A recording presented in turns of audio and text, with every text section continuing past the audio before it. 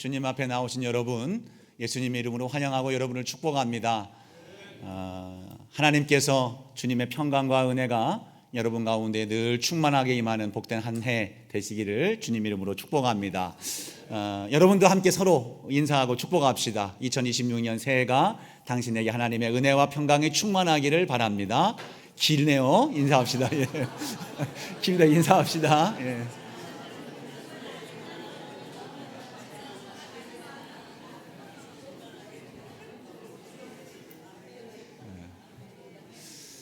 참 감사한 것은 제가 아무리 길게 해도 제가 피드백이 이제 성가대 쪽, 찬양대 쪽에서 들려오는 소리가 제일 크게 들리잖아요. 다 하셔서 너무 감사해요.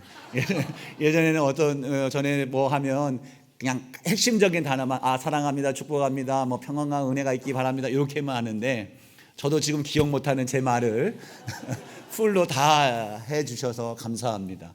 여러분들이 축복한 그 축복의 소리가 그대로 이루어지기를 축복하고 또 그 축복한 그 입술이 복이 될 줄로 믿습니다. 그래서 2026년은 복이 임하는 것도 중요하지만 여러분이 복을 전하는, 복을 선포하는 아름다운 입술이 될 수 있기를 주님 이름으로 축복합니다. 새해가 되면 보통 우리가 생각하는 바 올해는 무엇을 어떻게 이루어낼까라고 하는 목표를 가지고 또 그 비전 가운데에서 해야 될 것들에 대해서 신중하게 고민하게 됩니다. 그리고 어떻게 이것을 이룰 수 있을까? 부푼 마음으로, 설레이는 마음으로 이제 시간을 이제 출발하게 됩니다. 그런데 우리가 그보다 더 먼저 우선적으로 주목해야 될 부분들이 있습니다. 내가 어떤 존재가 되어야 하는가라는 것입니다. 내가 어떤 존재가 되어야 하는가? 오늘 말씀에 보면 본문 4절 말씀에 주님은 우리에게 이렇게 말씀을 합니다.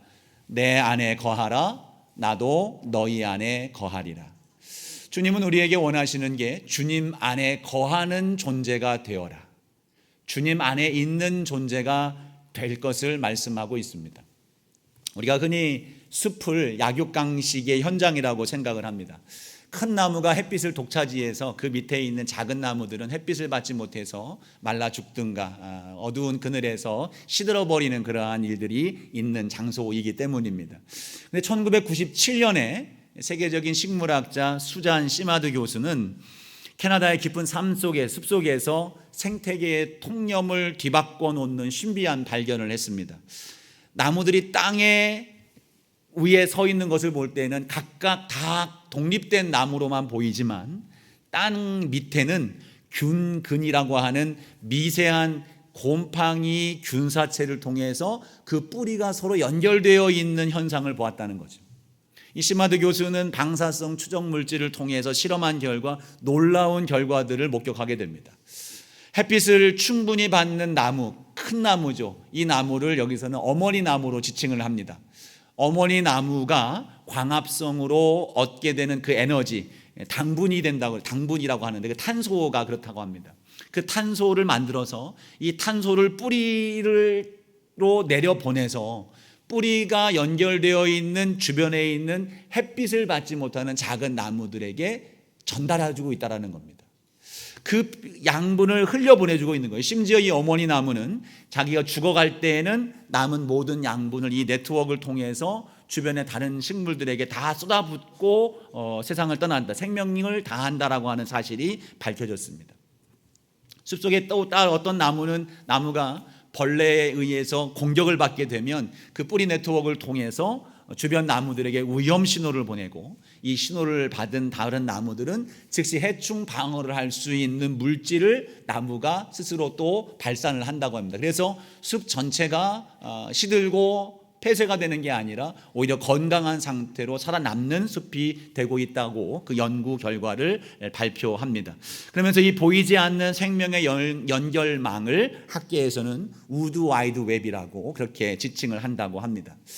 우리의 신앙생활도 마찬가지입니다. 여러분, 우리가 세상을 이길 수 있는 힘을 어디서 얻을 수 있겠습니까? 내 결단, 의지 정말 중요합니다. 근데 그것이 전부가 될 수 없다는 사실은 경험적으로 우리가 이미 다 알고 있는 사실입니다. 형제, 우리 교회의 공동체, 중보와 연합이 있는 우리의 모임 정말 중요합니다. 나 혼자로서는 감당할 수 없는 것들, 이 세상 가운데에 걸어가야 될 거룩한 도전과 거룩한 경주에서 우리의 중요한 동역자가 되어주기 때문에 우리의 형제들 또 우리 교회 공동체 매우 중요한 요소가 됩니다. 근데 그 무엇보다도 정말 중요한 것, 우리뿐 아니라 우리 교회에도 정말 중요한 것은 그 가운데에 예수 그리스도가 함께 하시는 것입니다. 예수님이 함께 하시기 때문에 교회 공동체가 이루어지는 것이고, 예수님이 함께 하시기 때문에 형제들이 서로 연결된 영적 중보의 관계가 이루어지는 것입니다. 예수님이 우리와 함께하는 가운데 있을 때에, 우리 중심에 모셔드리는 삶이 되어질 때에 주님은 우리의 의지를 강화시켜 주시고, 우리가 이 세상에 살아가는 모든 순간순간마다 우리를 붙잡으시며 우리가 나아갈 아름답고 복된 길을 향하여 우리를 붙드사 안전하게 인도해 주신다는 사실을 우리는 분명히 기억해야 될 것입니다. 그래서 오늘 말씀 속에서는 예수님은 자신을 포도나무라고 지칭하시며 우리를 그 포도나무에 붙어 있어야 될 가지라고 비유하고 있습니다. 예수님과 우리와의 관계가 얼마나 밀접하고 얼마나 친밀한 관계가 되어져야 되는지에 대한 부분들을 말씀하고 있는 거예요. 4절 말씀 다시 보시면 이렇게 말씀을 합니다. 내 안에 거하라, 나도 너희 안에 거하리라. 가지가 포도나무에 붙어 있지 아니하면 스스로 열매를 맺을 수 없음같이 너희도 내 안에 있지 아니하면 그러하리라. 5절 말씀이죠. 나는 포도나무요 너희는 가지라. 그가 내 안에 내가 그 안에 거하면 사람이 열매를 많이 맺나니 나를 떠나서는 너희가 아무것도 할 수 없습니다. 우리는 이 말씀을 통해서 2026년 우리가 무엇을 해야 될까? 그 이전에 우리가 주님 안에 붙어 있어야 되는구나, 주님 안에 거하는 삶이 되어야 된다는 사실을 명확하게 이해할 수 있게 됩니다. 여러분, 2026년이 온전히 주님 안에 거하는 저와 여러분 모두가 되기를 주의 이름으로 축복합니다. 주님은 우리의 포도나무가 되고 우리는 그 가지가 되어서 주님께 붙어만 있으면 내가 감당할 수 없었고 내가 이룰 수 없었던 그 모든 것들 주님께로부터 공급받아서 우리로 하여금 충만한 은혜를 입고 우리 또한 우리의 삶 속에서 이루고 싶은 아름다운 것들을 주님의 은혜 아래에서 아름답게 이루어가는 복된 삶이 될 줄로 믿습니다. 말씀하는 것처럼 우리가 주님 안에 있으므로 열매가 맺어지는 역사, 열매가 맺어지는 은혜 우리의 삶 속에 넘쳐나기를 주의 이름으로 축복합니다. 그래서 저는 오늘 말씀을 올 한 해 우리가 가져야 될 믿음의 지향점, 목표를 삼는 바 내 안에 거하라라고 우리는 그렇게 정하여 2026년을 걸어가기를 소망합니다. 그림 한번 띄워주시면 밴드를 띄워주시죠. 예, 내 안에 거하라. 우리 한 해 동안 이 말씀을 마음에 새기고 내가 주님 안에 거하는 삶으로 걸어가겠습니다. 맨 밑에 여러분 눈에 보이실까 모르겠습니다만 맨 밑에 보이시나요? 함께 읽어볼까요? 시작. 말씀에 스며들고 사랑을 머금어 은혜가 흐르게 하라. 오늘 말씀 15장에 나오는 말씀의 중심 내용이 바로 이겁니다. 말씀과 사랑 가운데 충만하여 은혜가 흐르는, 즉 열매 맺는 삶이 되어지는 것, 이것이 주님 안에 있는 은혜요, 이것이 주님 안에 있음에 나타나는 귀한 결과임을 말씀하고 있습니다.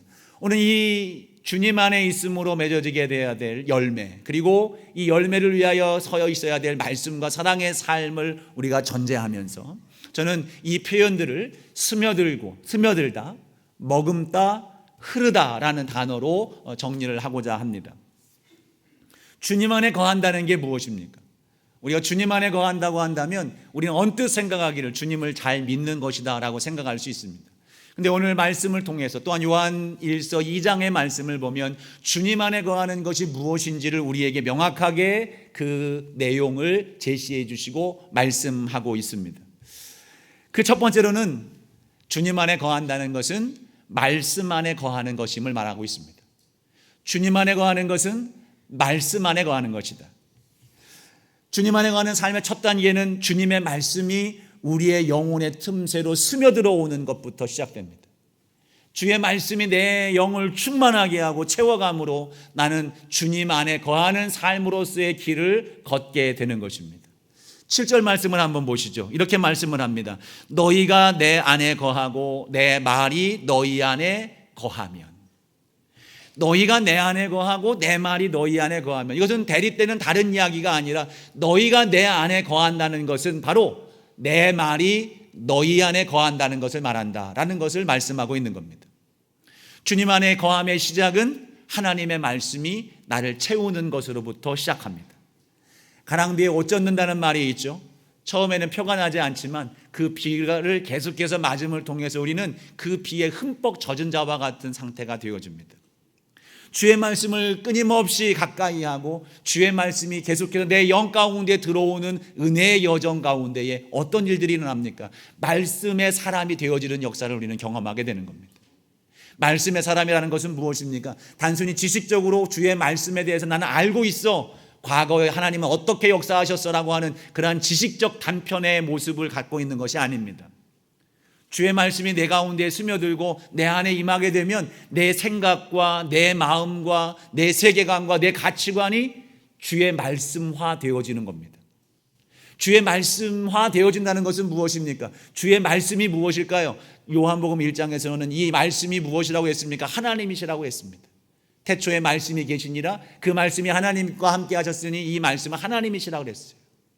그 말씀이 육신이 되어서 우리 가운데 임한 분이 예수 그리스도인 겁니다. 말씀이라는 것은 결국 하나님이요 예수님입니다. 말씀이 우리 가운데 채워진다는 것은 주님이 우리로 충만케 되어진다는 겁니다. 그 충만함으로 말미암아 우리가 보는 시선이 주님의 시선이 되는 겁니다. 우리의 언어가 주님의 언어가 되는 겁니다. 우리의 행동이 주님께서 기뻐하시는 주님의 뜻과 동일한 행동으로 나아가게 되는 겁니다. 물론 처음부터 그와 같은 존재로 완전히 뒤바뀔 수는 없겠지만 점점 우리의 생각과 인식의 체계가 말씀화되어지고 주님화되어진다면 여러분, 그것이 결국 주님 안에 있는 삶이며 그 삶이 열매 맺는 인생이 된다는 것을 분명히 기억하시길 축복합니다. 그래서 시편 1편에서는 복이 있는 사람이 어떤 사람이냐, 2절 말씀을 보면 이렇게 말씀을 하죠.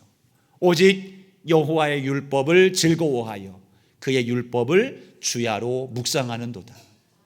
복이 있는 사람이 길 결과가 그겁니다. 복이 있는 사람이 주의 율법을 즐거워하여 그 율법을 주야로 묵상하게 되니까 오만함을 구별하고 죄와 악한 것들을 분별할 수 있는 그 지혜로운 일들, 하나님이 기뻐하시는 삶을 살 수 있는 길을 걷게 되는 것입니다.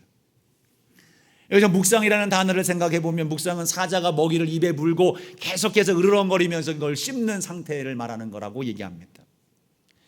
말씀이 내 가치관에 스며들 때까지 말씀을 계속 읊조리는 겁니다. 되새기고 또 되새기고 또 씹고 또 씹는 거예요. 말씀을 씹는다니까 좀 이상하네요. 말씀을 씹는다는 부정적인 단어가 아니고 곱씹는 걸 얘기하는 거예요. 읊조리는 걸 얘기합니다. 읊조리는 표현이 시편에서 여러 번 나오고 있어요. 시편 63편 6절 말씀에 보면 이렇게 말합니다.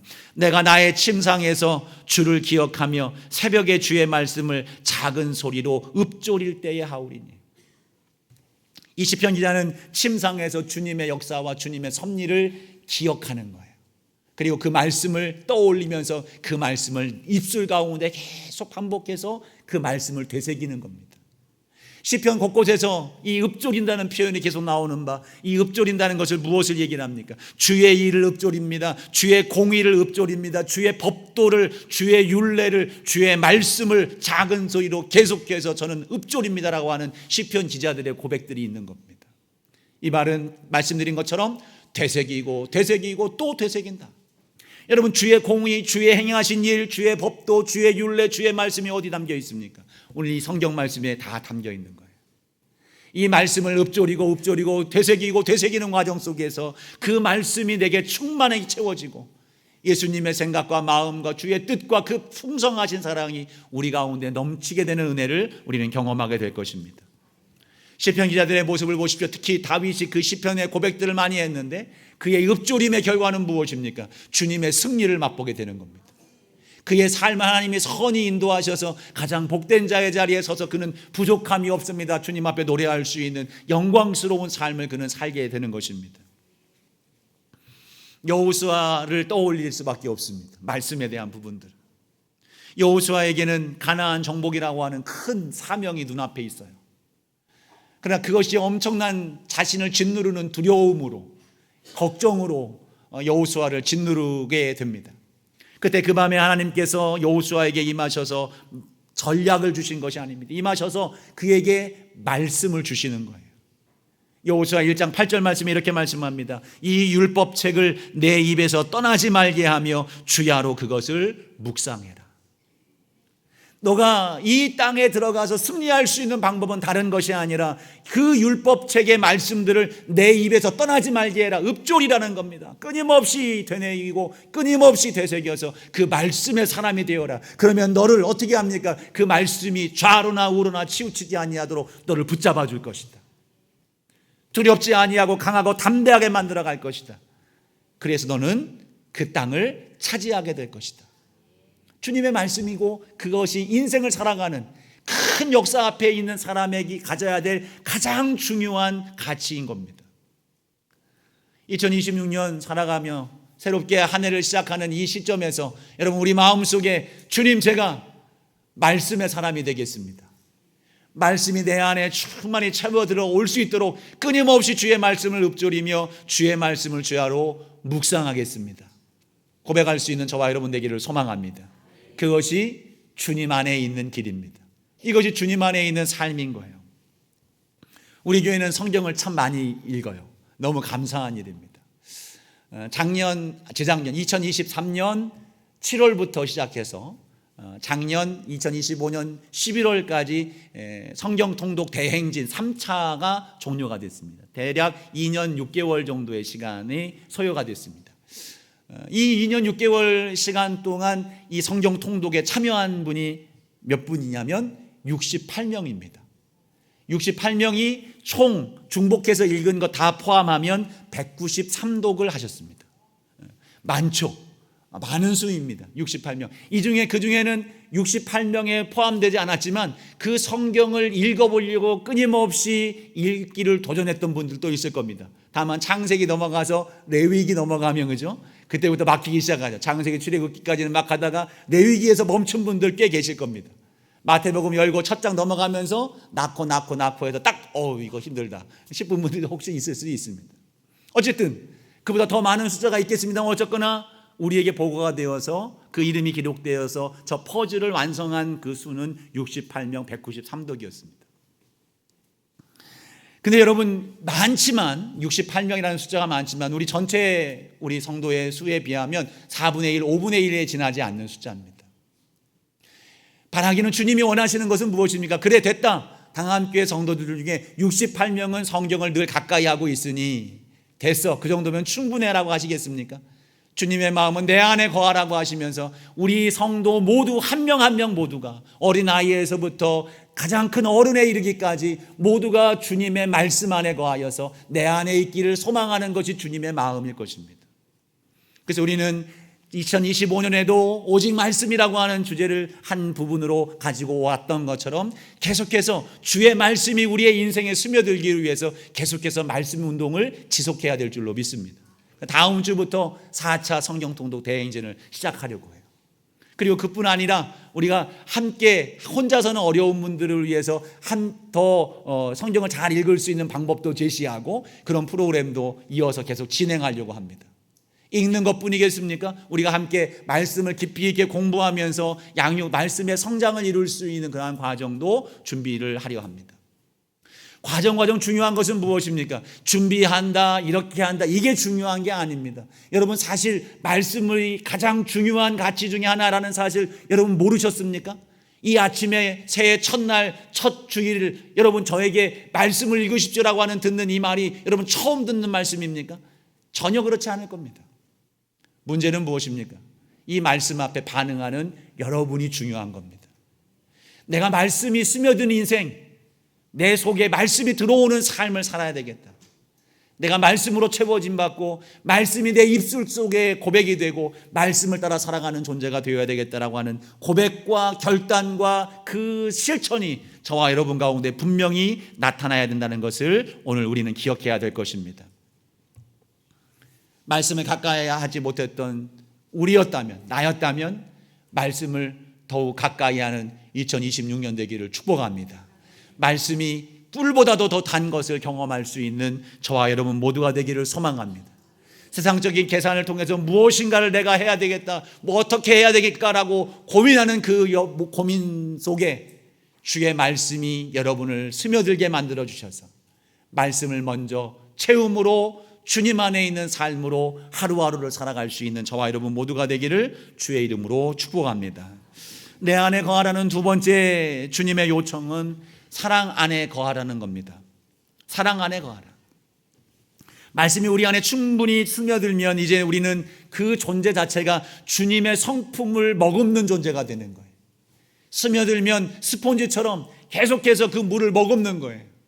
그 물이 우리 가운데 채워질 수 있도록. 제가 저희 욕실에 화장실에 스폰지가 있더라고요. 스폰지가 있어서 이걸 일부러 엊그저께는 넣어봤다가 이거 성경 준비하면서요, 넣어봤다가 짜보기도 하고 띄워보기도 하고 푹 담궈보기도 하고 여러 가지 방법으로 실험을 했습니다만 뭐 새로운 거 발견한 건 없습니다. 물이 들어오면 스폰지는 그 모든 것을 다 충만히 머금게 된다는 겁니다. 가득 채운다는 거예요. 이슬이 내려왔을 때에 그 이슬을 가득 머금은 꽃잎, 여러분 그거 한번 상상해 보십시오. 많은 양이 아닐지라도 부슬부슬 내리는 비일지라도 메말랐던 대지에 가득 채워가는 그 대지에 내린 단비를 머금은 그 대지를 한번 상상해 보세요. 요란하지 않습니다. 고요하게 스며들었어요. 근데 그 가운데 생명력이 그 가운데 살아나기 시작하는 겁니다. 온 대지에 충만해지는 겁니다. 생명이 채워지는 겁니다. 그 충만한 생명, 그곳에는 이미 보이진 아니할지라도 아름다운 역사를 우리는 기대하게 되는 겁니다. 풍성하고 부요한 일들을 우리는 그 대지 속에서, 젖어있는 대지 속에서 우리는 그 생명력, 그 부요함과 풍성함을 바라볼 수 있게 되는 겁니다. 여러분, 주님의 말씀이 스며든 여러분이 그 대지와 같은 존재가 되기를 축복합니다. 주의 말씀이 충만히 스며든 여러분, 그러면 이 충만함이 귀결되는 곳은 어디입니까? 바로 오늘 본문 9절 말씀이죠. 아버지께서 나를 사랑하신 것 같이 나도 너희를 사랑하였으니 나의 사랑 안에 거하라. 주님의 안에 거한다는 것은 결국 사랑 안에 거하는 겁니다. 오늘 말씀 후반부 10절 말씀도 보면 10절 후반부에 뭐라고 합니까? 너희도 내 계명을 지키면 내 사랑 안에 거하리라. 말씀이 우리 안에 들어오면, 우리 가운데 말씀이 채워지면 우리 안에 채워지는 것, 머금어지는 것이 무엇입니까? 예수 그리스도의 사랑이 우리 가운데 채워지는 거예요. 가득해지는 것입니다. 주님께서 우리에게 매우 중요하게 주신 계명이 있습니다. 성경 전체에 흐르고 있는 중요한 키워드, 바로 사랑이죠. 예수님 앞에 서기관이 와서 물어봤습니다. 계명 중에 가장 첫 번째 되는 것이 무엇입니까? 사랑이다. 하나님을 사랑하는 것이고 내 형제를 사랑하는 것이다. 요한복음 13장에서 또 새 계명을 너희에게 주노니 말씀하시면서 그 새 계명을 뭐라고 말씀하십니까? 서로 사랑하라 말씀합니다. 구약에서부터 흘러왔던 계명 사랑하라, 신약에 또 주님이 주시는 새 계명, 또 그 역시 또 다른 새로운 계명이 아니라 구약에서부터 흘러왔던 사랑하라는 것이 우리에게 주신 하나님의 계명인 겁니다. 왜 계명이 우리 가운데 가장 중요한 가치가 되어져야 됩니까? 우리 안에 왜 주님 안에 있으면 이 사랑이 나타나야 됩니까? 왜냐하면 하나님이 사랑이시기 때문입니다. 고린도후서 3장 18절 말씀에 보면 이렇게 말씀을 합니다. 우리가 다 수건을 벗은 얼굴로 거울을 보는 것 같이 주의 영광을 보매 그와 같은 형상으로 변화하여 영광에서 영광에 이르니 곧 주의 영으로 말미암음이니라. 중간을 보시면 주의 영광을 보매 그와 같은 형상으로 변화하여, 주님을 바라보고 주님과 함께 할 때에 주님의 형상으로 우리가 변화된다는 것을 말씀하고 있습니다. 이 말씀은 모세가 하나님을 만났을 때 하나님께 시내산 꼭대기에서 계명을 받은 그때를 배경으로 하는 말씀입니다. 모세가 40일 동안 하나님과 함께 동거하며 하나님이 주시는 계명의 말씀을 받아가지고 땅 백성들에게 내려왔습니다. 그때에 모세의 얼굴에 광채가 나는 거예요. 백성들이 그 얼굴의 광채를 보면서 두려워하여서 그 얼굴에 수건을 덮는 사건이 있었습니다. 모세의 얼굴에는 빛이 나는 특별한 재능이 있습니까? 빛을 발할 수 있는 마술적인 어떤 재능이 있습니까? 그게 아닙니다. 거룩하신 빛 되신 하나님과 함께 하였더니 그 빛이 그의 성품에 묻어나기 시작한 거예요. 그 영광이 모세에게 머금어진 겁니다. 여러분, 우리가 주님을 바라보고 주님 안에 거하면 주님의 영광, 그 빛됨이 우리 가운데 나타나게 되는 것입니다. 사도 요한이 그 삶의 증거였습니다. 사도 요한은 본래 요한복음에 보면 우레의 아들이라고 하는 이름, 그 별명을 예수님이 지어줬습니다. 우레의 아들은 번개의 아들이에요. 번개의 아들. 왜 이런 별명이 지어졌습니까? 사마리아를 지나갈 때에 지낼 곳을 찾던 중에 사마리아 사람들이 유대인이라고 여겨진 예수님의 일행을 받아들이지 않습니다. 그때에 요한이 하는 이야기가 뭐라고 얘기합니까? 주님, 하나님께 요청해서 이곳을 벼락을 내려서 망하게 합시다. 이 요구를 했더니 예수님께서 하시는 말씀이 너는 우레의 아들이구나. 별명을 지어주신 겁니다. 그토록 거칠고 그렇게 분노, 감정이 격했던 그러한 요한이 사도가 되어지고 예수님과 지낸 이후 이후 사람들이 칭하는 바 사랑의 사도라고 칭하게 되는 거예요. 사랑의 사도다. 예수님의 사랑을 그가 경험하고 예수님과 함께 동행했을 때에 그에게 열매 맺어지는 중요한 가치가 바로 사랑이었다는 겁니다. 오늘 예수님은 이 말씀, 예수님이 하신 이 말씀을 사도 요한이 그대로 받아서 이 말씀을 해석한 말씀이 요한일서 2장에 나오고 있습니다. 그 요한일서 2장에는 주님 안에 있는 삶에 대한 명확한 해석을 우리에게 전해주고 있는 바 이 말씀의 똑같은 내용들을 전하고 있습니다. 요한일서 2장 5절 말씀을 보십시오. 이렇게 말씀을 합니다. 누구든지 그의 말씀을 지키는 자는 하나님의 사랑이 참으로 그 속에서 온전하게 되었나니 이로써 우리가 그의 안에 있는 줄을 아노라. 우리가 하나님 안에 있다고 하는 증거가 무엇이었습니까? 앞서 첫 번째 말씀을 드렸던 것처럼 하나님의 사랑이 참으로 그 안에 온전하게 된 것, 그 말씀을 지키는 것으로 보는 겁니다. 하나님의 말씀, 계명을 지키면, 3절 말씀도 이렇게 말합니다. 계명을 지키면 이로써 하나님을 아는 것이다. 4절 말씀 이어서 보면 하나님을 안다고 하면서 계명을 지키지 아니하면 거짓말하는 것이다. 주님 안에 있지 않는 것임을 말하고 있는 겁니다. 진리가 그 속에 있지 않다는 겁니다. 6절 말씀도 보면 그 안에 산다고 하는 자는 그가 행하시는 대로 자기도 행할지니라. 그 안에 있다면 주의 말씀 따라 살아가는 삶을 말하고 있는 것입니다. 그러면서 10절로 이어지는 거예요. 두 번째 가치, 사랑의 가치를 여기서 이렇게 얘기합니다. 10절 말씀입니다. 그의 형제를 사랑하는 자는 빛 가운데 거하여 자기 속에 꺼리낌이 없다는 거예요. 형제를 사랑하는 자는 빛 가운데, 즉 주님 안에 있는 삶을 사는 자는 사랑할 수밖에 없다는 겁니다. 11절 말씀에 보면 미워하는 사람은 사랑 안에, 빛 안에 거하지 아니하고 어둠 속에 있는 인생이다. 즉 주님 안에 있는 삶이 아니라는 것을 말하고 있는 겁니다.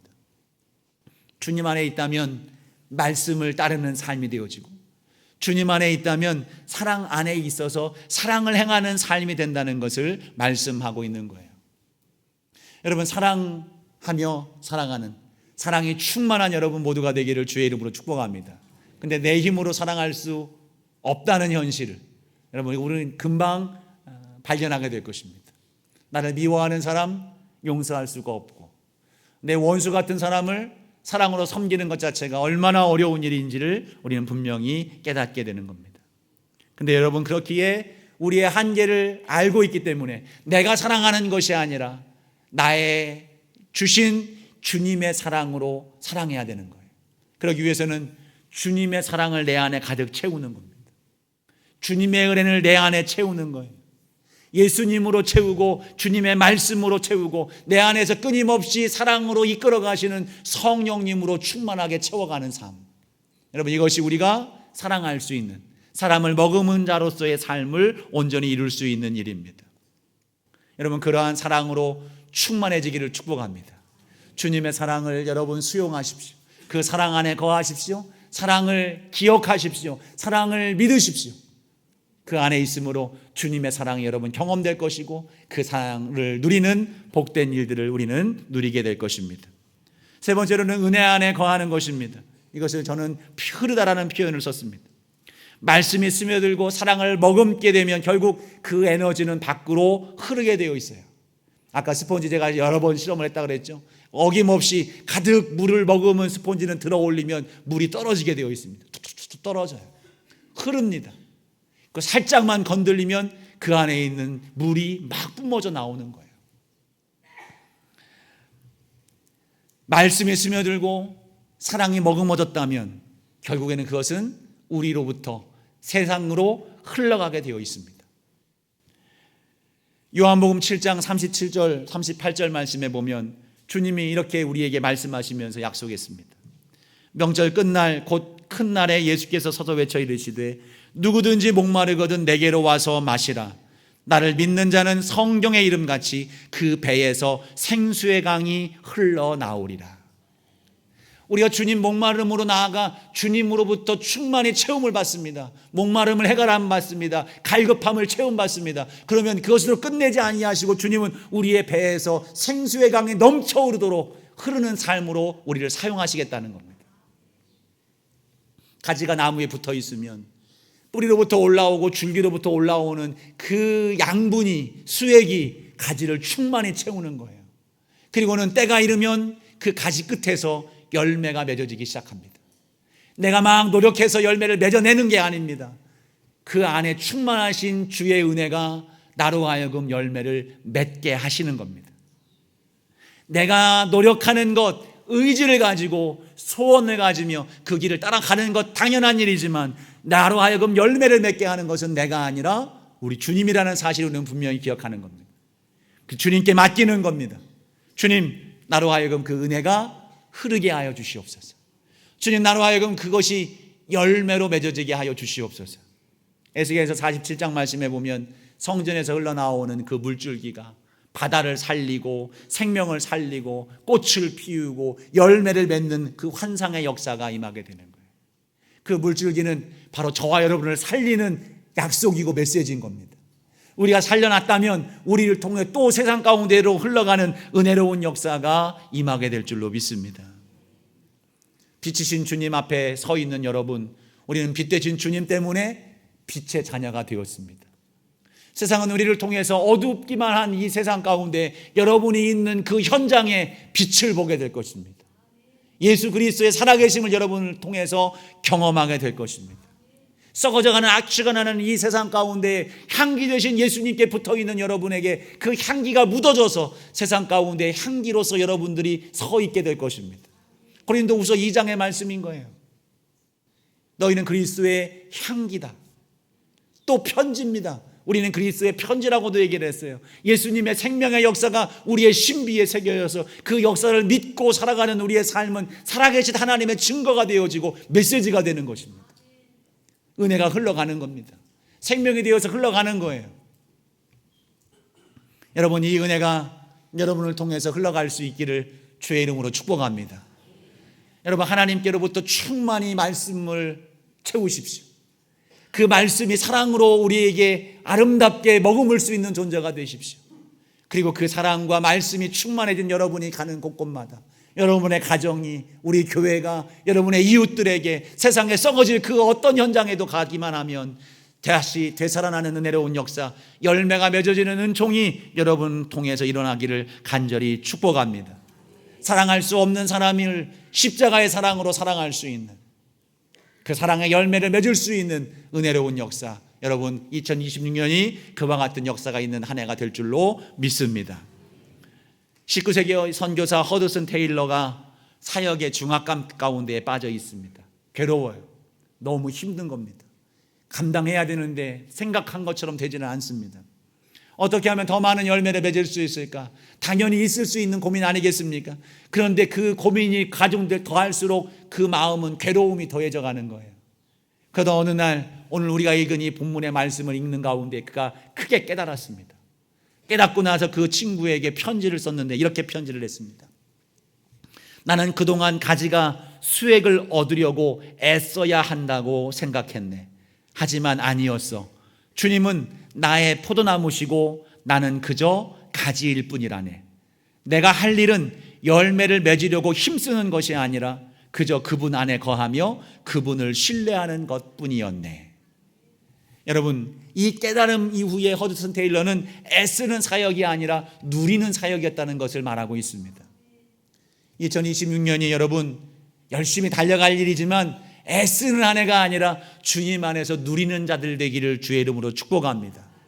나를 떠나서는 너희가 아무것도 할 수 없다. 5절 말씀을 다시 생각하면서 내 안에 거하라 초청하시는 주님의 말씀처럼 말씀 안에 거하십시오.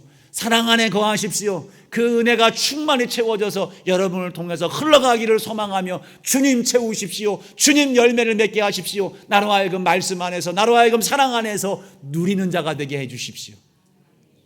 이것이 저와 여러분의 간절히 기도가 되고 바람이 되고 열망이 되어서 히브리서의 말씀처럼 주님을 생각하고 주님을 바라보는 삶으로 나아갈 때에 여러분, 우리는 주님 안에 거하는 삶, 그 가운데 아름다운 열매를 맺는 복된 인생이 될 줄로 믿습니다. 2026년이 기대가 됩니다.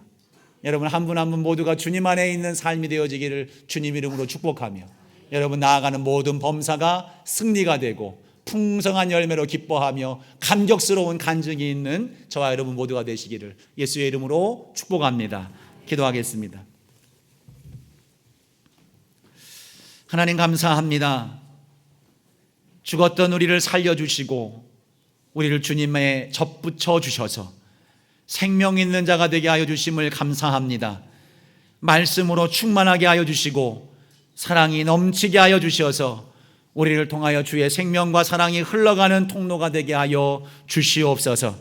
주님 안에 거하는 자로 우리를 삼아주시고 우리를 온전케 하여 주시옵소서. 예수님 이름으로 간절히 기도하옵나이다. 아멘.